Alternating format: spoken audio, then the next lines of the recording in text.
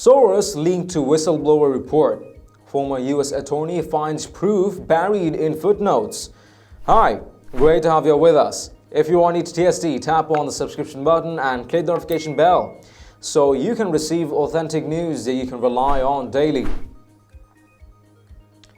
Former U.S. Attorney Joe DiGenova and his barrister wife Victoria Tensing dropped a bombshell claim in a recent Fox News appearance.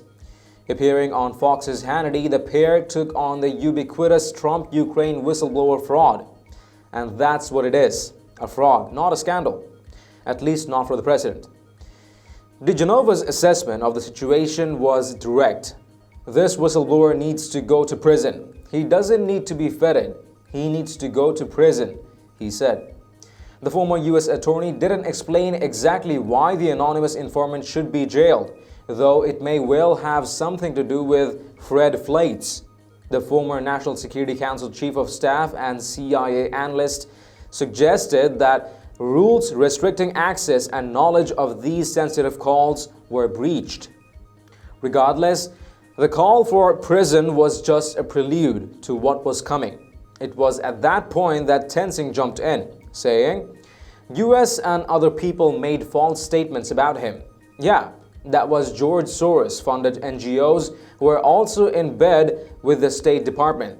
They were in bed with each other during that time, in the name of anti-corruption, and it really means that Soros goes after his competitors. Then she dropped the bomb. The whistleblower sprinkles throughout his document footnotes referring to a publication with the initials OCCRP. One guess, Sean, who funds OCCRP? George Soros.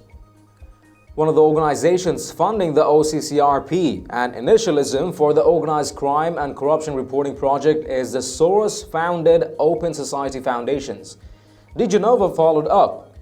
Soros, dirty money is all over this story from day one, to which Tensing replied, and all over Ukraine, and he still has embedded people at the State Department.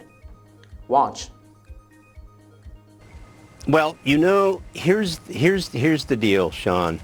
Joe Biden shook down the Ukrainian government. It's very simple. It's not complicated. And they lied about Viktor Shokin being corrupt. And Joe Biden's son's lawyers for Burisma then come in after Mr. Shokin is fired and apologize from records obtained from that law firm to Mr. Shokin and his representatives for having lied about him. This was a setup.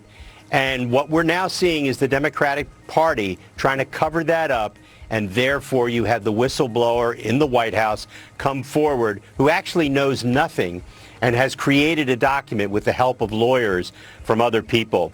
This whistleblower needs to go to prison. He doesn't need to be feted. He needs to go to prison. Sean, Victoria. I want to jump in here too, and just on this false statements. How did that work? U.S. and other people made false statements about him? Yeah, that was George Soros-funded NGOs who were also in bed with the State Department. They were in bed with each other during that time in the name of anti-corruption, and it really means that Soros goes after his competitors. Now, let me bring this full circle. This is my last point here. The whistleblower sprinkles throughout his document footnotes referring to a publication with the initials OCCRP. One guess, Sean, who funds OOCRP? George Soros. Wow. Both DiGenova and Tensing appear to be right. The whistleblower's complaint does reference the OCCRP multiple times in footnotes 4, 9, and 10 on pages 4, 5, and 6, respectively. Footnote 4 states, in a report published by the Organized Crime and Corruption Reporting Project OCCRP on 22 July, two associates of Mr. Jelani reportedly traveled to Kiev in May 2019 and met with Mr. Bakanov and another close Zelensky advisor, Mr. Serhiy Shafir. Footnote 9 states, in May, Attorney General Barr announced that he was initiating a probe into the origins of the Russia investigation.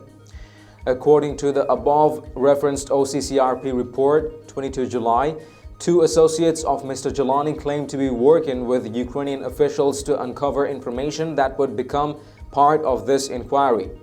In an interview with Fox News on 8 August, Mr. Jelani claimed that Mr. John Durham, whom Attorney General Barr designated to lead this probe, was spending a lot of time in Europe because he was investigating Ukraine.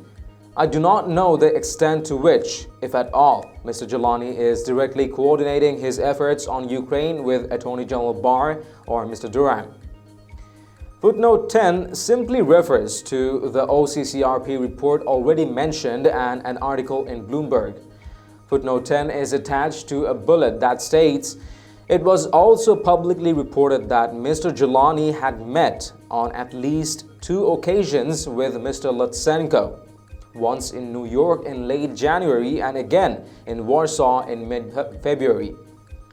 In addition, it was publicly reported that Mr. Jelani had spoken in late 2018 to former prosecutor General Shokin in a Skype call arranged by 2 associates of Mr. Jelani.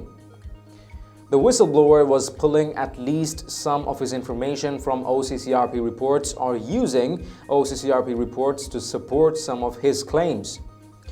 The line linking Soros to an attempt to essentially overthrow the president isn't direct, but neither is it non-existent.